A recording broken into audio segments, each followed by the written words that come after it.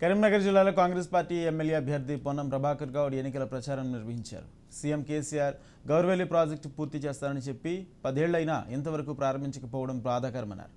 10 సంవత్సరాల్లో హుస్నాబాద్ నియోజకవర్గంలో ఎలాంటి అభివృద్ధి జరగలేదన్నారు. కాంగ్రెస్ పార్టీ అధికారంలోకి రాగానే ప్రాజెక్టుకు కాలువలు తవ్వించి రైతులకు నీళ్లు అందిస్తున్నామన్నారు. అధికారంలోకి వచ్చిన ఏడాదిలోగా 2 లక్షల ఉద్యోగాలు కల్పిస్తామని హామీ ఇచ్చారు.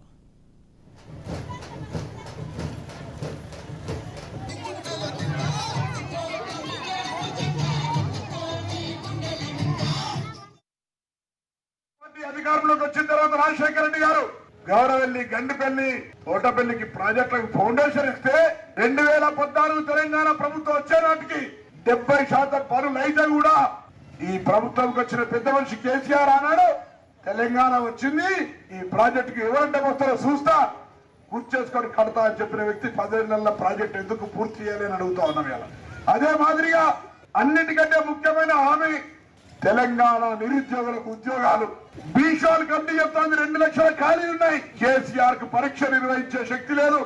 పరీక్షలు రాసి లీకేజీలై అమ్ముడు పోయి ఇలా విద్యార్థులు ఆందోళనతో ఆత్మహత్య చేసుకునే పరిస్థితికి వచ్చింది.